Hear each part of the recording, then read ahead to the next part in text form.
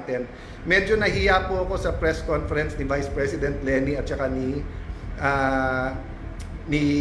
Senator De Lima kanina na kino-compare yung detention niya. Senator Alan Cayetano Sinopalpal, sina former Senator De Lima and former Vice President Leni Robredo. Bago tayo magpatuloy, kung hindi ka pa nakasubscribe sa ating channel, mag-subscribe na. Para sa ating future update, viral na nga ngayon ang isang pahayag ni Senator Alan Peter Cayetano. Dito nilinaw nito ang mga opinyon na inilabas nila De Lima at Leni sa isang pahayagan. Aniya hindi dapat umano ikumpara ang sitwasyon ni FPRRD sa sitwasyon na naranasan ni Senator De Lima. Nanawagan naman ito na manalangin at protektahan ang bawat isa. Sinabi rin nito sa mga OFW sa lahat ng Pilipino na maglabas ng mga opinyon dahil malaking tulong umano ito para marinig ng mga pamahalaan ang tinig ng bawat isa. Dahil napakalakong tulong raw nito sa kaso ni Pangulong Duterte. The comments of the experts ng pros and cons. So kung hindi tonight, baka tomorrow I'll give a rejoinder and some thoughts and some insights. But having said that, I join everyone in asking to pray for a couple of things. First and foremost, pray for the country. This is a national issue. May president dito, meron po itong issue of sovereignty, of national pride, may issue to of yung ating anong gagawin in the future with possible ICC warrants and foreign interference in our country. No? Number two, may masama ba kung pag-uusapan natin at pag-pray natin ang health ng dating Pangulo? Siya po ang naka-detain. Alam nyo age niya, alam nyo ang serbisyo sa ating bansa. So if you're asking me, do I pray for other people that are either my enemies or I don't like? Yes po.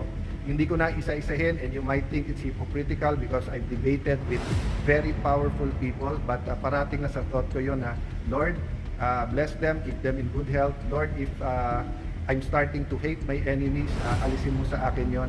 So ang turo talaga sa akin ay hate the sin, not the sinner, di ba? So I'm saying this.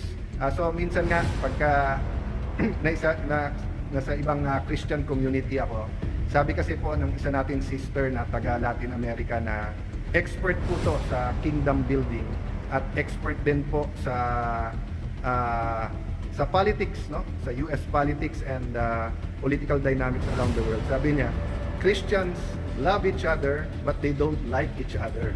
So minsan pag nagsasalita ako sa malalaking Christian groups, sinasabi ko nga sa kanila, if you like me, then praise God, magkasama tayo ngayon and you'll hear me speak. If you don't like me, then God is testing you because you should pray for even people you don't like and for people who you think are your enemies, di ba? So, kung mahal natin po ang Tatay Digong, ipag-pray natin. Kung tingin nyo po ay evil yung ginawa niya or mali, then pag-pray po pa rin natin. No? So, yun. Una yung ating bansa. Pangalawa po yung ating health ng ating dating Pangulo. Pangatlo po ay wisdom kung ano mga susunod nating hakbang. Kasi I don't believe in just sometimes you pray at pa sa Diyos. So when it's beyond your control and there's nothing else to do, you submit completely in prayer. You always submit in prayer, but you just wait. Yung tinatawag wait on the Lord o yung actively waiting on the Lord, no? Sabi nga ni Bishop Pastor Peter Tanchi, yung hupomeno, di ba, yung actively waiting on the Lord. However, di ba, sabi nga sa book of James, faith without action is death. So sometimes may kailangan tayong gawin. Tapos pagbibintangan natin si Lord, kasi Lord, nagdadasal naman ako, di ba? Parang, Lord, dasal ako ng dasal sa exam, bumaksak naman ako. Eh sabihin ni Lord, hindi ka naman kasi nag-review, di ba? So, yung sabi, God, pero panay kayo tokhang. Siguro, in a few days or so week, no, i-replay natin. Replay na lang tawag ko kasi we've said it a million times. We value each and every life, and a campaign against drug is for human rights to make each street safe at protektahan ng ating pamilya. Many people don't know na nung panahon na si Secretary De Lima ay Secretary ng Justice, between 12 to, I don't know kung 18 o 20,000, yung pinakamaraming extrajudicial killings nung panahon niya. Kaya lang po hindi na-report yon dahil ginawa po niyang sila po ay nagpasa ng isang order na ni-redefine niya yung EJK. Kaya pag upo pa lang ni President Duterte, binalik nila yung definition, then suddenly lahat yan ay EJK kahit na walang kilalaman ang gobyerno doon, no? So, no to Cayetanos. Thank you very much, John Blas. You're always welcome here. Basta't respectful tayo sa each other. Hindi po ako kandidato, di ba, Cathy De Villiers? Keep safe. Carlo Dagami, Abad Carlo, Jobelen. Okay, go straight po ako dito sa topic natin sapagkat nakapila ang meetings ko dito ngayon. Nandito po ako sa Lower Taguig. Thank you very much, Cathy, for remembering Ate Pia. So, overcoming challenges. So nagsimula tayo kahapon by talking about the mindset, di ba? At shinare ko yung natutunan ko, sinasabuhay ko yan, yung turo po ni Dr. Miles Monroe. Ang sabi niya, any challenge, any obstacle sa life mo, any problem, God has a solution for that already. Hindi ka bibigyan ng problema na walang solution because God wants you to succeed. So sabi niya, we have to have a mindset of a leader, and the mindset of the leader is to look for opportunities.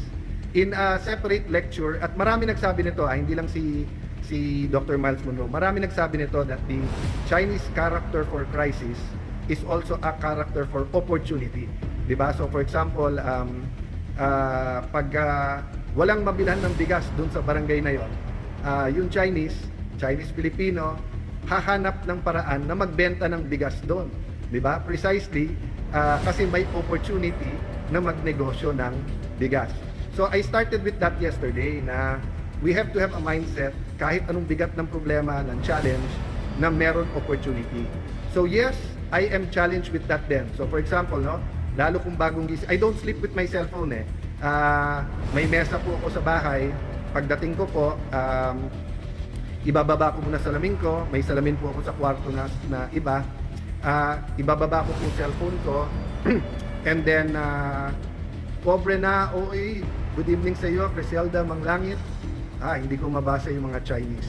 Pero Chinese character. Baka character yan ng opportunity. Nora, Jewel, Michael. So I was saying, no? Halimbawa lang po, bagong gising, then I say a short prayer, read a verse, get ready na. Minsan I have decaf coffee muna, but minsan baba na. So pag nahawakan ko cellphone ko, hinga muna ako ng konti. Meron naman po akong, may way naman i-contact ako nung family or nung staff pagka urgent or napaka-importante. Hello, Pinsan Gina. Good evening sa iyo. See you soon. So, sorry, hindi tayo natuloy this week. Jane Eliseo Pellegrino, Amelia Dispo, Mati. Hello, Fau Sarani and Polly. Sorry, buwan na. Hindi na nakakabalik sa iyo. We'll make it a point soon. Okay. So, for example, pag open ko ng cellphone ko, problema na. Yes,